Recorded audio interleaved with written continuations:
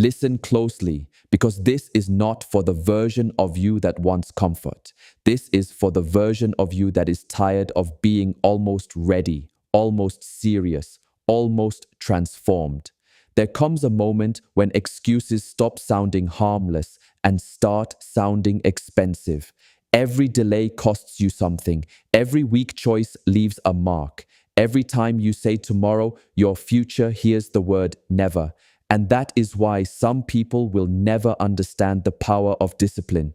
They think discipline is just routine. They think it is just waking up early, working harder, saying no more often. But it is deeper than that. Discipline is the moment a person stops asking life for permission and starts building anyway. It is the day your habits become stronger than your moods. It is the day your actions stop waiting for perfect feelings. And when that day comes, people feel it. They may not say it out loud, but they feel it. Because talk is common, promises are common, motivation is common. But a person who moves with order, with control, with quiet fire every single day, that person becomes rare. Stay with me, because this is where everything changes. The version of you that keeps making excuses has to fade away quietly, or it will keep stealing your future loudly. And once you stop feeding weakness, once you stop negotiating with comfort, once you stop bowing to delay, you become hard to stop, hard to distract, and impossible to control. People are not afraid of your dreams. They have heard dreams before. They have watched people speak with passion at night and quit by morning. They have seen beautiful plans, emotional promises, strong words, and temporary excitement. None of that scares the world. What unsettles people is repeated action. What makes weak people uncomfortable is the person who stops talking and starts doing the same disciplined thing every day. Because once you become consistent, you become a threat to every lazy habit around you, not a threat to good people, not a threat to those who truly love you, but a threat to weak routines, cheap distractions, fake support, soft excuses, and the old version of yourself that survived only because you kept forgiving what should have been corrected. A disciplined person does not need to make noise. His life starts speaking for him. His silence becomes pressure. His focus becomes proof. His progress becomes an uncomfortable mirror for everyone still hiding behind reasons. And that is why some people will call you extreme when you finally become serious. They will say you changed. They will say you are doing too much. They will ask why you cannot relax like before. But hear the truth under their words. They are not shocked by your effort. They are shaken by the fact that your effort reveals their lack of effort. They were comfortable when you were drifting. They liked you better when you were easier to influence, easier to delay, easier to keep small. You do not need more motivation. You need a rule inside your spirit that says, I move whether I feel ready or not. Motivation is unstable. It rises and falls like weather. One day you feel strong, the next day you feel empty. One night you promise yourself a whole new life. The next morning you go back to the same habits that built the old one. This is why so many people stay trapped. They trust feelings more than structure. They worship mood and then wonder why nothing lasts. But discipline does not ask how you feel. Discipline asks what you said mattered. That is the line between a person who changes and a person who only talks about change. The weak person waits for the mood. The disciplined person moves before the mood arrives. The weak person waits for confidence. The disciplined person builds confidence through action. The weak person says, I will start when I am ready. The disciplined person knows readiness is often born after the first hard step. So stop waiting to feel perfect. Stop waiting to feel inspired. Stop waiting to feel certain. Most of the life you want is hiding behind work you keep postponing. And if this stings, good. It should. Soft truths create soft people. Strong truth is different. Strong truth cuts through comfort. Strong truth forces you to see that your delay is not harmless, your excuses are not creative, and your wasted hours are not free. They are costing you power. They are costing you self-respect. They are costing you time you will never get back. You are not always tired because you lack energy. Many times you are tired because you spend the whole day negotiating with weakness. You negotiate with the alarm in the morning. You negotiate with distraction in the afternoon. You negotiate with cravings at night. Every time discomfort appears, you call a meeting with your excuses. Should I train today? Should I study now? Should I finish this? Should I keep going? Should I rest more? Should I quit? This endless inner debate drains your life. It steals force from your mind. It weakens your will before the real work even begins. A disciplined person does not hold long conversations with the lower self. He gives clear commands. When the alarm rings, he rises. When the body complains, he continues with intelligence and control. When the mind looks for escape, he returns to the task. When temptation speaks sweetly, he remembers the mission. That is why discipline scares people. Discipline creates someone who cannot be easily ruled by comfort. And comfort is the chain around most people's necks. They are not trapped because somebody locked them away. They are trapped because ease feels safe, pleasure feels normal, distraction feels harmless, and the crowd keeps repeating that average is enough. But average is not freedom. Average is repeating weak patterns and calling it life. Average is waking up with regret and pretending that regret is normal. If you want an uncommon life, you must become uncommon in your habits, your standards, your focus, your use of time, and your response to pain. Do not expect applause when you begin. In the beginning, discipline looks boring. It looks lonely. It looks repetitive. It looks plain to people who only respect results after they can see them. They do not honor the hidden work. They do not value the private sacrifice. They do not respect the mornings you win before the world is even awake. They do not respect the nights you choose the mission over the temptation. But results are not born in public.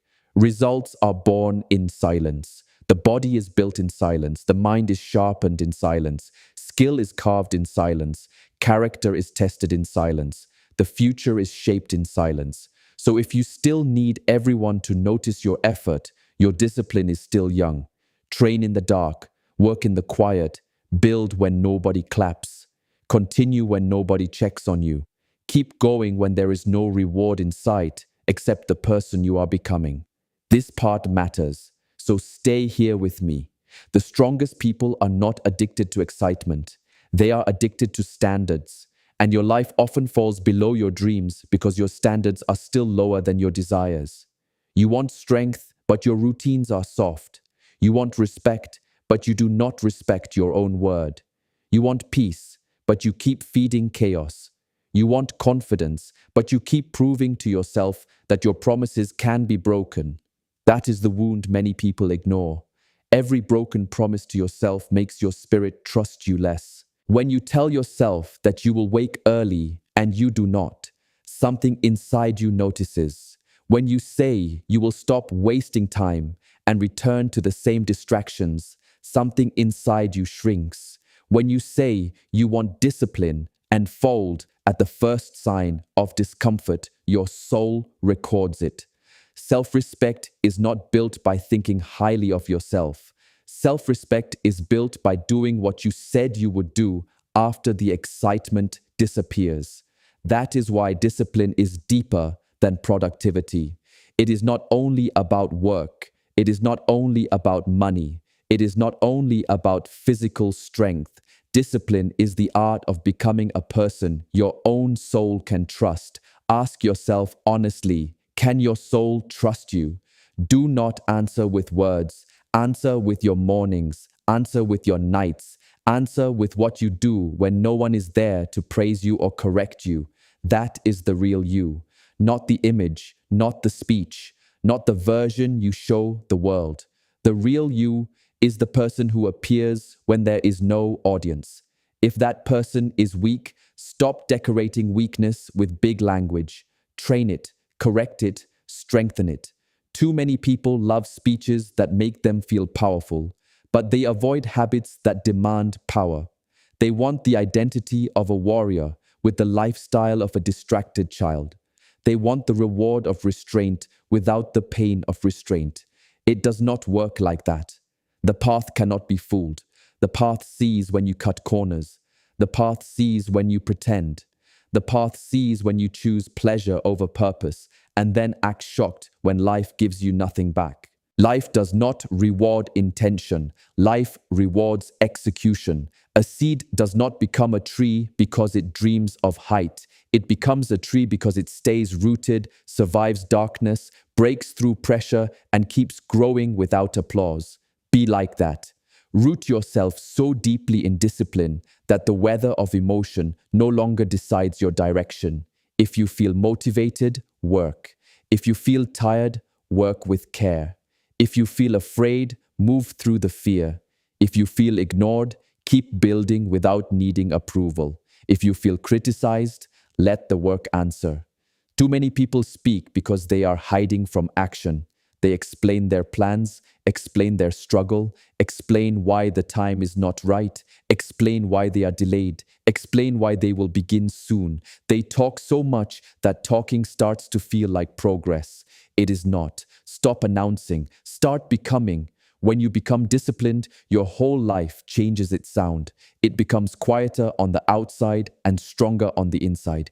You stop taking advice from people who cannot control themselves.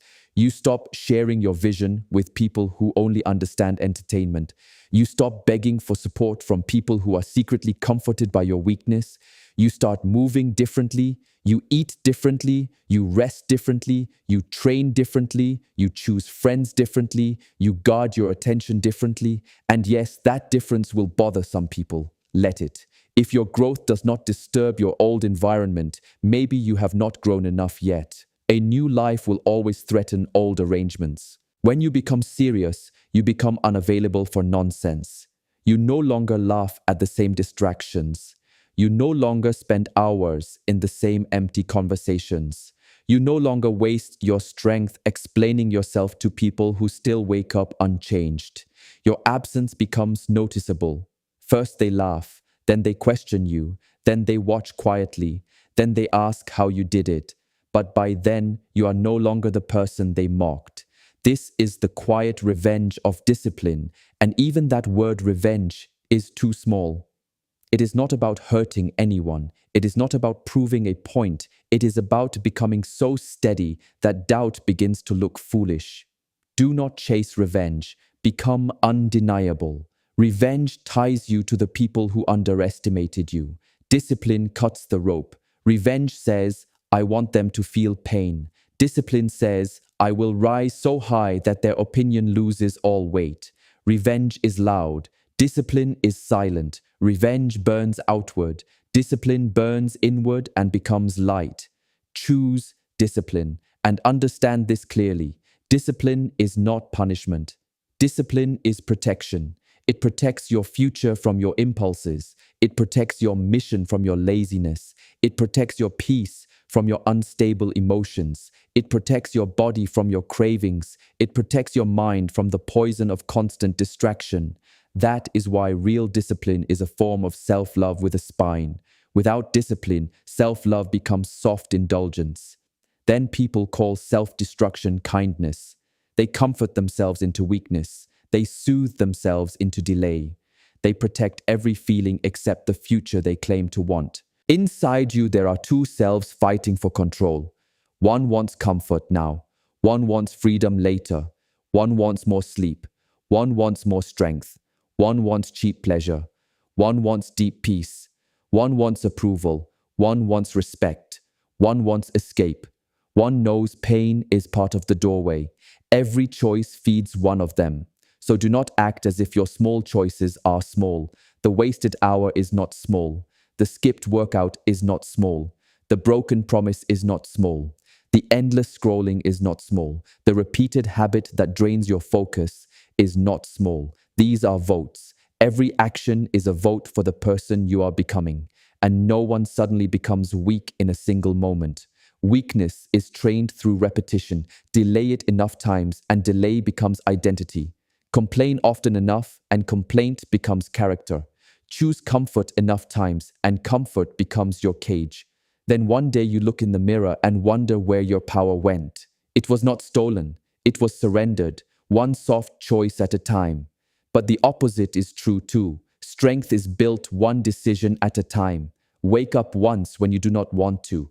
Finish one task when your mind wants escape. Say no once when temptation smiles. Keep one promise when no one would know if you broke it. Do that again and again and again.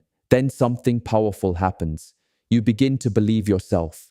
And when you believe yourself, everything changes. Your own word becomes enough. A person whose word is enough becomes difficult to break, difficult to distract, and difficult to buy. Most people are not defeated by life. They are defeated by their inability to command themselves. They know what must be done. They simply do not do it.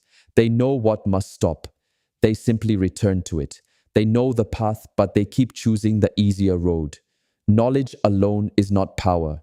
Applied knowledge is power. If knowing were enough, everyone would be transformed by now.